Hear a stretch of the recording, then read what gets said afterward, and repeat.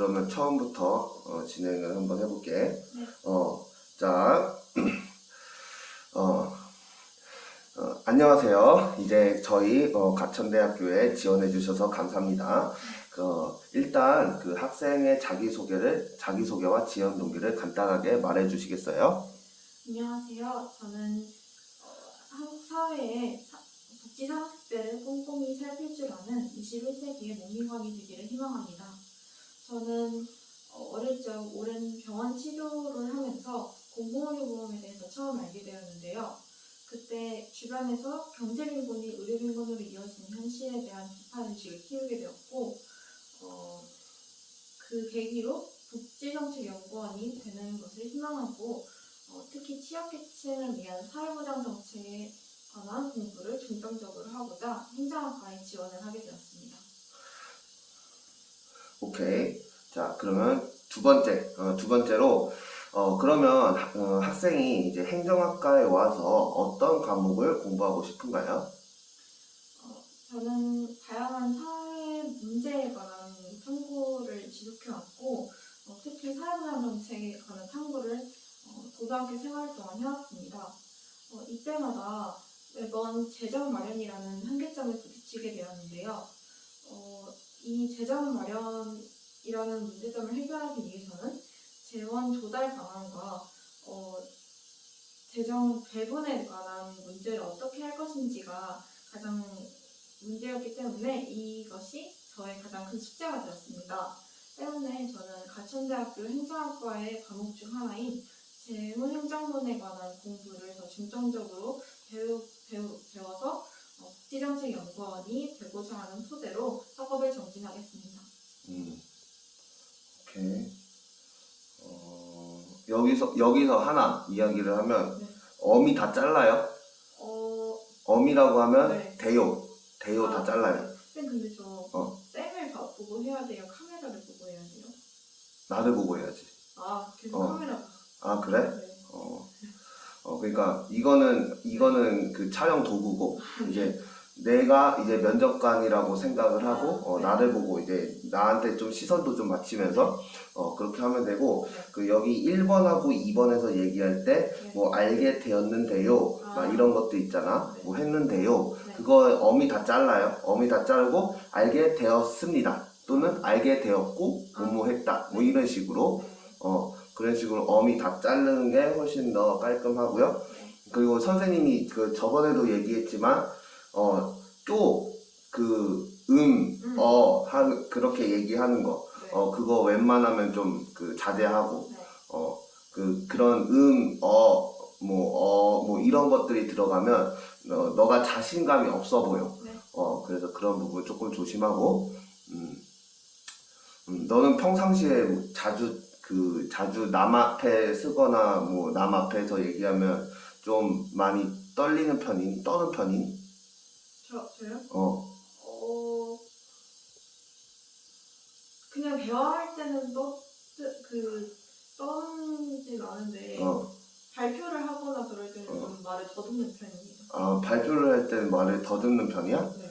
그러면 발표 같은 거 하면 뭐라고 해야 돼? 그 좀 긴장 같은 게 많이 되니?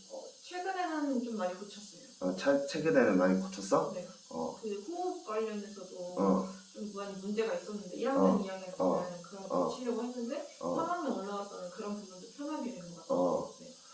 그래서 차라리 너가 음을 할 것 같으면 네. 조금 한 템포 쉬는 게 더 나아요. 네. 그래서 그거는 조금 신경을 쓰면서 조금 하면 될 것 같고. 자, 그리고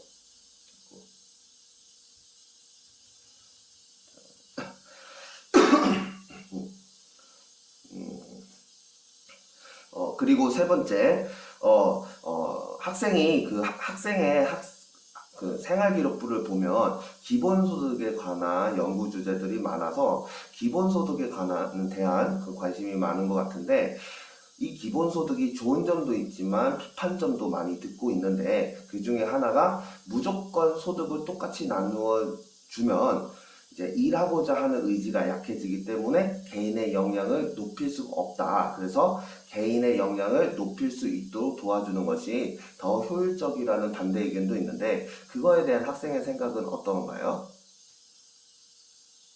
현재 한국 사회는 코로나로 인해서 불평등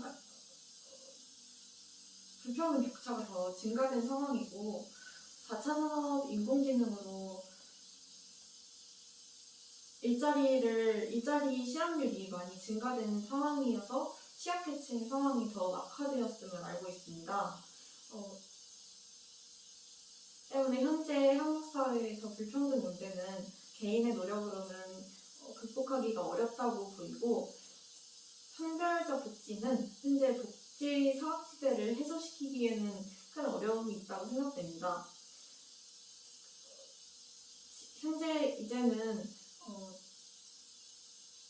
이제는 그저 굶어 죽지 않을 정도의 소득을 지원해주기보다는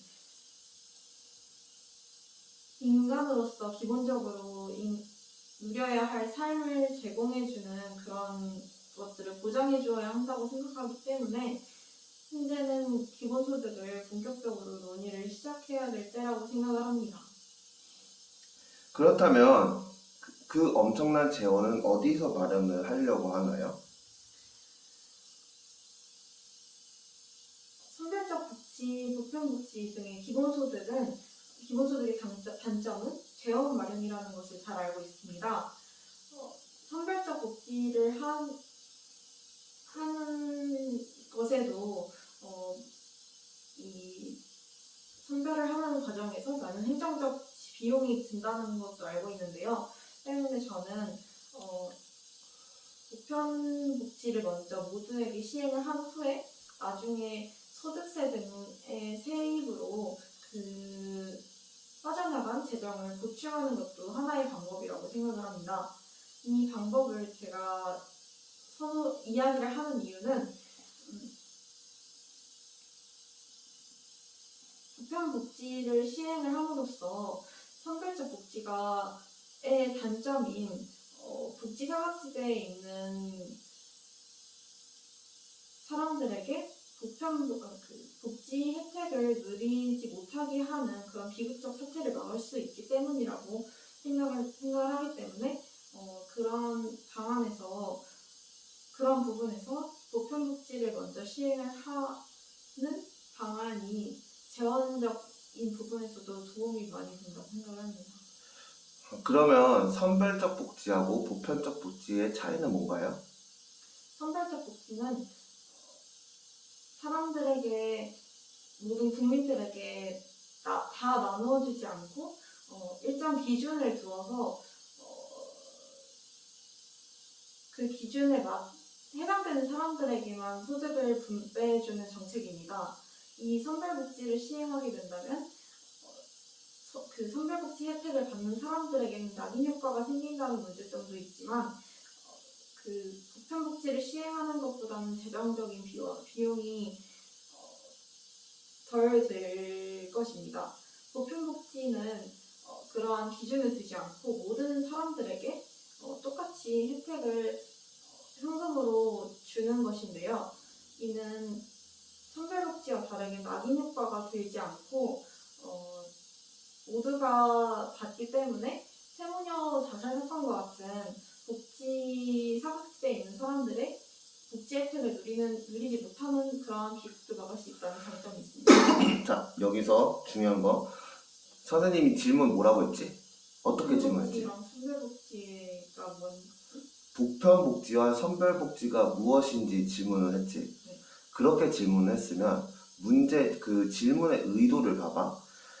보편복지가 뭐고 그거에 대한 원리를 얘기를 한 게 아니잖아. 그러니까 보편복지와 그러니까 선별복지와 보편복지의 차이에 대해서 그 두 개의 차이가 뭔지를 얘기를 했잖아. 그러면 먼저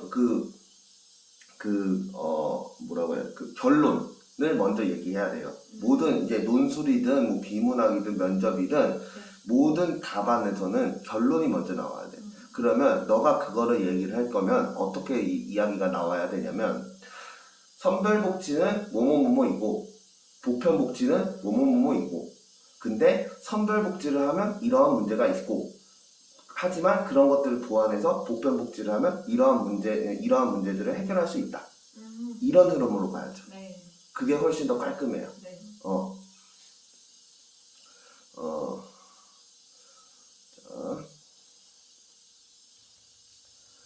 그 다음에 학생이 탐구했던 그린 뉴딜과 디지털 뉴딜에 대한 내용과 이에 대한 행정학의 역할은 무엇인지 이야기해 보세요.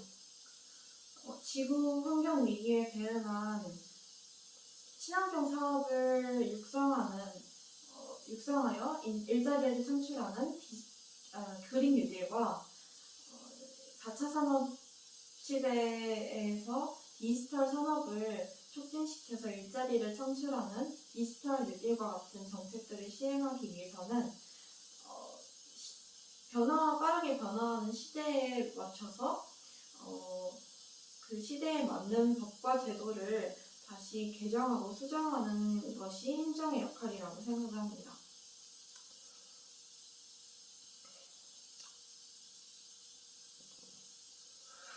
그러면 학생이 생각을 했을 때 현재 사회에서 시대적 변화에 따른 법과 지원 기준 등의 새로운 제도들은 어떠한 제도들이 있다고 생각을 하세요? 현재 코로나 상황 때문에 많은 사람들이 일자리라든지 학생들은 학교 생활, 직장인들은 직장 생활 등에서 많은 변화를 겪고 있습니다.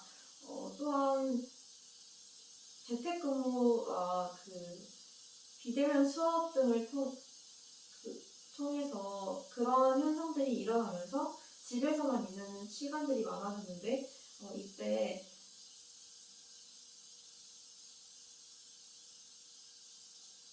시대적 변화는 재난 위기로 인한 변화로 배달 서비스 등의 많은 변화가 있었고 이에 대한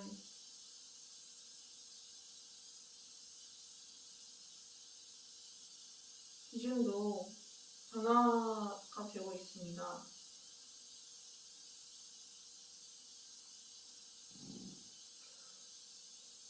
그러면 그러한 시대적 변화에 따라서 이제 새로운 제도적 기반을 마련하는 게 행정의 역할이라고 이야기를 했는데, 그러면 그러한 제도적 기반을 마련하는 행정의 역할은 어떠한 행정의 역할이 있나요?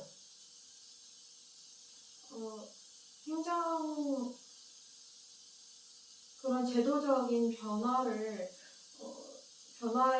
시대적 변화에 맞게 제도를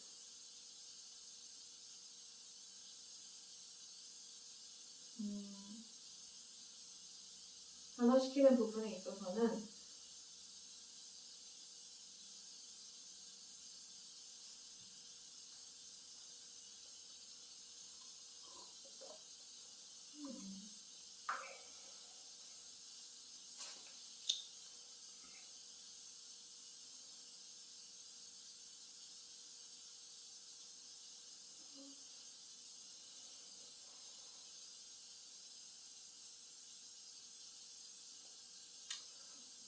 여기서 막혔지? 네. 그러니까 이런 부분을 생각을 해야 된다는 얘기예요. 그러니까 여기서 행정학의 역할이라고 했으면 너가 여기서 얘기한 새로운 제도적 기반을 마련해 주는 것이 행정의 역할이라고 했으면, 그러한 새로운 제도적 기반을 마련하는 행정의 역할은 어떤 역할들이 있는지, 어떤 행정의 역할들이 있는지 그거에 대한 고민을 하라는 얘기야. 네.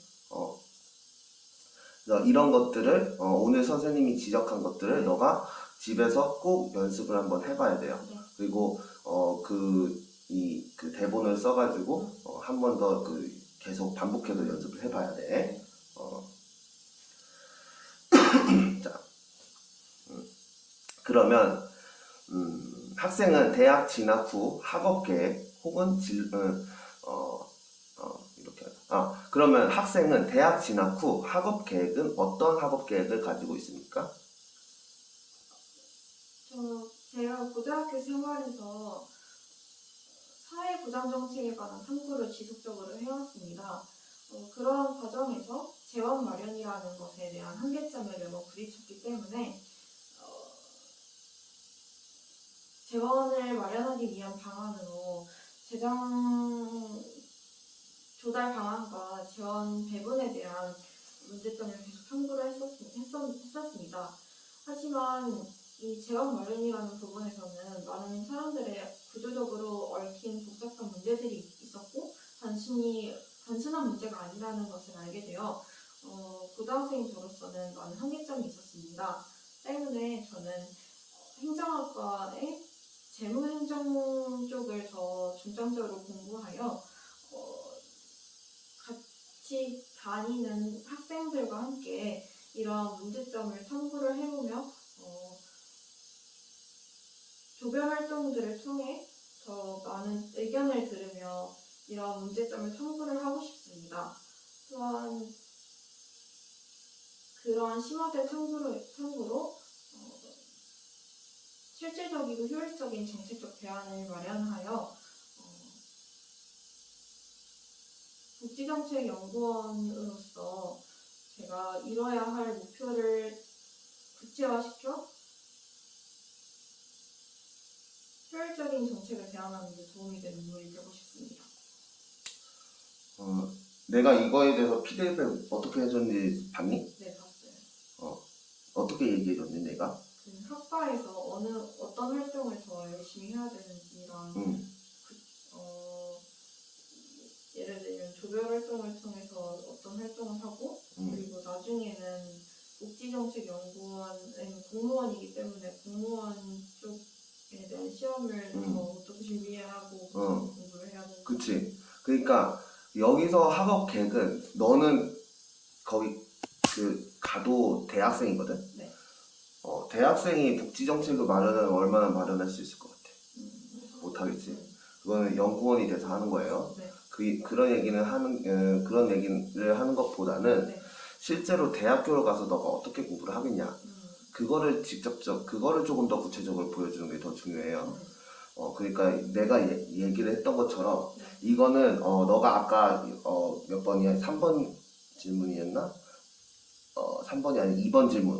2번 질문에서 행정학과에서 어떤 과목을 공부하고 싶냐라는 질문과 조금 비슷한 결의 질문이기도 한데, 그러니까 너가 행정학과에서 공부하고 싶은 과목을 재무행정론이라고 얘기를 했잖아. 그러니까 내가 고등학교 때 이런 탐구 활동들을 하면서 항상 문제에 직면을 했던 게 재정 마련과 재무와 관련된 내용 한계가 항상 부딪혔다. 네. 그래서 그 재정 마련이나 아니면 그런 재무와 관련된 거를 조금 더 심화 있게 배우는 과목으로서 여기서 재무행정론, 네. 재무행정론이라는 과목을 대학교에서 수학을 할 것이다. 그 다음에 근데 이제 그 과목 수업만으로는 많이 부족하니까 나와 뜻이 같고 진로가 비슷한 학생들을 모아서 행정학과 스터디 모임을 만들든지 아니면 소모임을 만들어서 재무행정에 대한 거를 조금 더 심도 있는 스터디를 이제 공부를 다 같이 할 거다.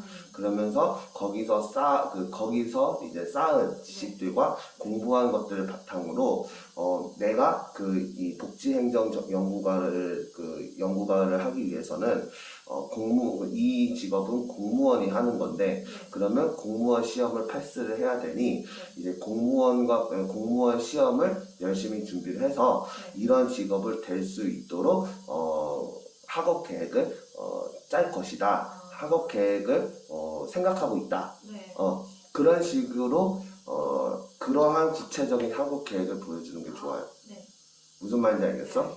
그러니까 선생님이 얘기한 선생님이 피드백한 그런 틀에 너가 그냥 말만 집어넣으면 돼. 내가 그걸 내가 틀을 그냥 다 보여준 거잖아. 거기다 그냥 말만 집어넣으면 돼. 네. 그래서 학업 계획을 할 때는 그런 너의 대학교 생활에서의 구체적인 그런 공부 계획, 학습 계획, 이런 것들 구체적으로 보여주는 게 중요해요. 네. 알겠죠? 그리고 여기서 좀 틀어서 다른 질문으로 할 수 있는 게 이제 학생이 대학 진학 후 진로 계획은 어떻게 됩니까? 같은 질문이 아닌 거예요? 같은 질문이 아니지. 왜냐면 네. 학업 계획은 너가 대학교에 행정학과에 입학을 해서 네. 어떻게 공부를 할 것이냐, 네. 어떻게 공부를 할 것이냐에 대한 거를 얘기를 하는 거고, 네. 진로 계획이라고 하는 것은 너의 진로가 복지행정연구원이라면 네. 복지행정연구원이 되기 위해서 대학교에서 어떠한 활동과 노력들을 할 것이냐 달라요.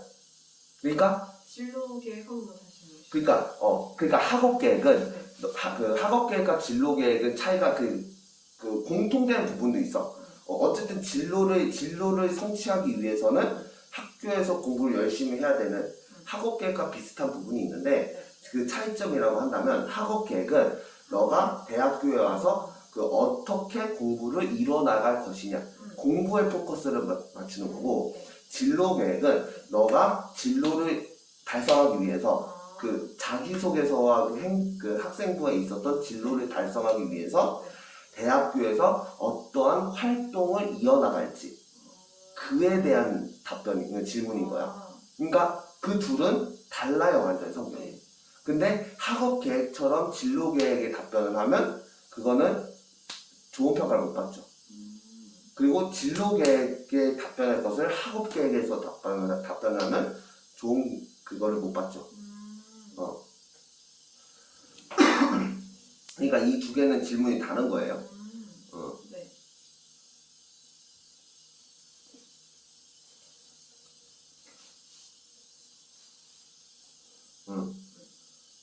그러면 대학 진학 후 학생의 진로 계획은 어떻게 되나요? 저는 대학 진학 후에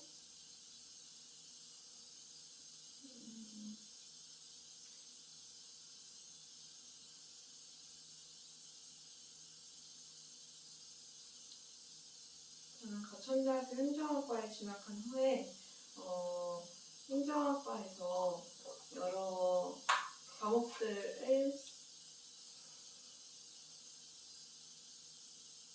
배우며 특히 제가 주로 관심이 있었던 사회부장 정책을 실현 가능케 하고자 하는 재무행정론을 더 열심히 네. 이거는 학업 계획하고 똑같잖아. 네. 그럼 어떻게 해야 될까?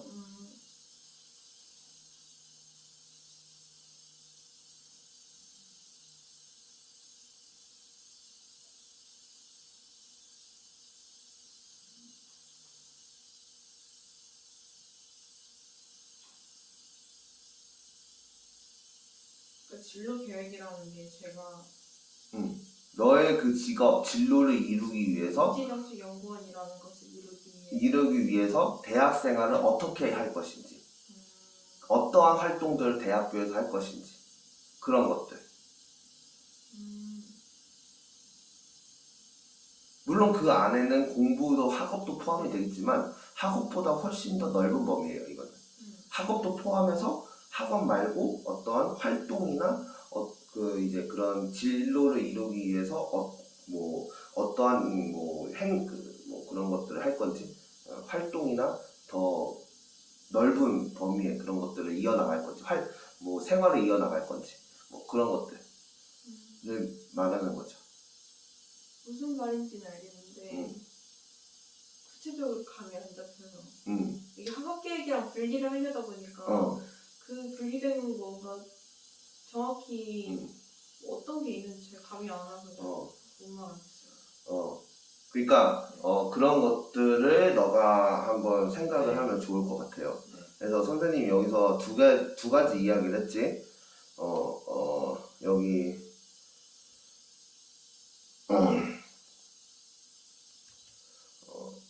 4번의 디지털 뉴딜과 그린 뉴딜에 대한 얘기를 하면서 새로운 제도적 기반을 마련해주는 것이 행정학의 역할이라고 했는데 그 행정학의 역할이라는 건 어떠한 역할이 있는지 그거 생각하는 거. 그리고 그런 그 행정학의 역할에 대해서 구체적으로 생각해 보는 거. 그거 하나 지적을 한 거고, 그리고 여기서 학업 계획과 진로 계획을 분리해서 답변을 해야 된다는 거. 그래서 진로 계획은 너의 꿈과 직업과 진로를 이루기 위해서 대학 생활을 어떻게 보낼 거냐. 네. 쉽게 얘기해서 대학 생활 어떻게 보낼 거냐. 네. 그거에 대한 얘기를 한다는 거. 네. 질문이라는 거. 그거 두 가지를 다시 이제 이거 보고 피드백을 네. 이거 보고 이제 연습할 때 네. 그런 거에 대해서 조금 연습을 하면 좋을 것 같아. 네. 그러니까 뭐 예를 들어서 뭐 한 가지 팁을 준다면 뭐 이런 것도 있어요. 대학교에 가면 그런 이제 전국 어떤 기업이나 어떤 관공서나 그런 데서 하는 뭐 공모전 같은 게 있어. 네. 그 공모전에 참여하는 것도 하나의 방법이 될 수 있겠죠. 그래서 공모전에 참여를 하고, 아니면 뭐 예를 들어서 대학교 가면 너희 학교에서도 고등학교에서도 그게 있잖아. 그 학생회. 네. 그쵸? 학생회 있죠? 너희 고등학교에서 하는 학생회는 어떤 일들을 하니? 학생들의 편의를 제공해 줄 수 있는 방안들을 논의를 하고, 학업적인 부분에서도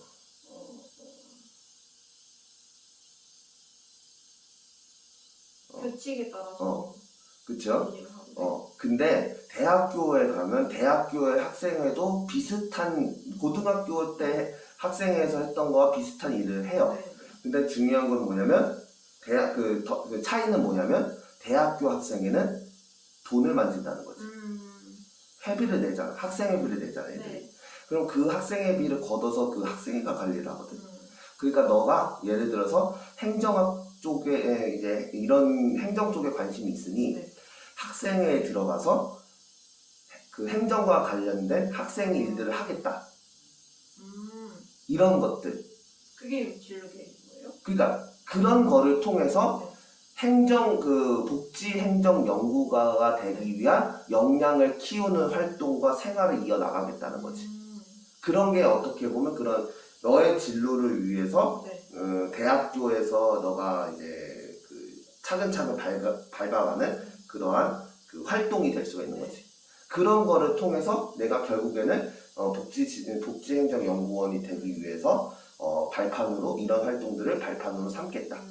이렇게 얘기를 하려는 거지. 그래서 선생님이 얘기한 건 두 가지. 학생회에서 행정과 관련된 일을 한다. 그리고 두 번째는 행정학과 관련된 공모전에 참여를 하겠다. 그런 활동들을 하겠다. 그래서 이런 활동들을 발판으로 나의 진로를 이루는데 성장하는 발판으로 삼겠다. 이렇게 얘기를 하는 거지. 네. 그런 게 이제 진로 계획이에요. 그래서 학생회에서도 여러 가지 일들이 많은데, 학생회에서 그런 것들을 기획을 하잖아. 그러면 뭐 축제 기획, 뭐 학생들을 위한 복지 이벤트 기획, 막 그런 것들을 하잖아. 그러면 그런 학생들을 위한 복지와 그런 이벤트와 그런 행사들을 주최를 하고 기획을 할 때, 그거를 어떻게 재정을 마련할 거고, 어떻게 그 돈을 쓸 거고, 어떻게 분배를 할 거고, 그런 것들이 행정과 관련된 일이잖아. 재정 마련이나. 그러니까 그런 거를 통해서 나의 진로를 이루기 위해서 그런 활동들이 발판이 될 것이다. 그래서 이런 것들을 하면서 나의 꿈을 이루도록 노력하겠다. 이런 식의 말을 하라는 거지. 무슨 말인지 알겠니? 그거를 다시 너가 한번 생각을 한번 해보면 돼요. 그래서 정리를 좀 해서. 자, 그리고 그러면 우리 학교에서는 학생을 왜 뽑아야 하나요? 저는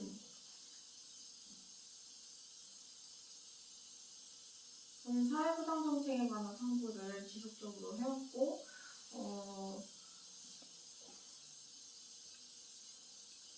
때마다 재원 마련이라는 것에 대한 한계점에 매번 부딪히게 되면서 재원 마련이라는 방안에 대한 깊은 고민을 해왔었습니다.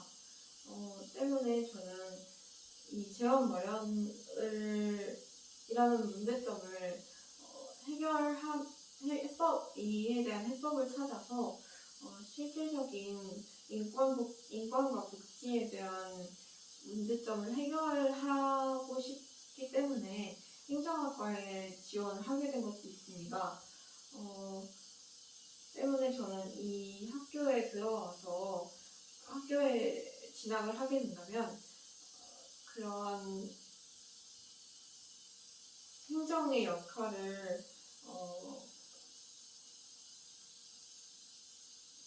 역할을 탐구하여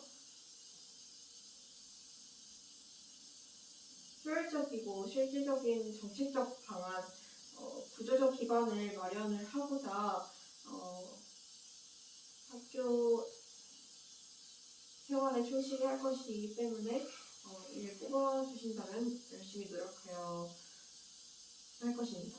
오케이, 뭐 이거는 이런 식으로 좀 얘기를 하면 좋을 것 같고, 그 다음에 자, 그러면 학생의 진로와 가장 연관이 되어 있었던 과목은 무엇이에요?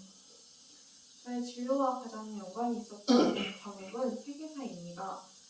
그 이유는 저는 2학년 때 세계사 과목을 공부하면서 제가 특히나 관심이 있었던 사회보장 정책에 관한 역사를 공부를 하게 되었습니다. 그런 과정에서 영국의 엘리자베스 여왕이 내세웠던 빈민구제법이라는 것도 알게 되었고, 또한 윌리엄 베버리지라는 사람이 베버리지 보고서를 내어서 다는 것도 공부를 하게 되었습니다. 특히 이 베버리지 보고서는 지금 현재의 사회보장 정책의 시초라는 것을 알게 되어서 매우 놀라웠고, 이 베버리지 보고서에는 지금 현재도 찬성과 반대가 분분한 보편복지를 시행하자는 이야기가 나와 있기 때문에 거기에서도 놀라움을 느꼈습니다. 때문에 이 세계사가 저의 진로와 많은 연관이 있다고 생각이 들었고 인상 깊게 배웠던 탐구를 했기 때문에 세계사를 뽑게 되었습니다. 오케이. 자, 그 다음에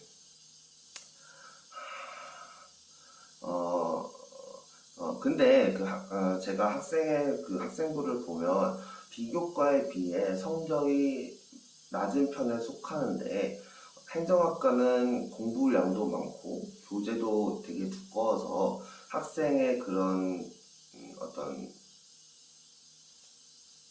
공부하는 습관 아니면 독해력 그런 부분이 뒷받침하지 않으면 수업을 따라가기 힘들 수가 있는데 그런 부분에 대해서는 학생은 어떻게 생각을 하고 그러한 부분을 어떻게 극복을 할 생각인지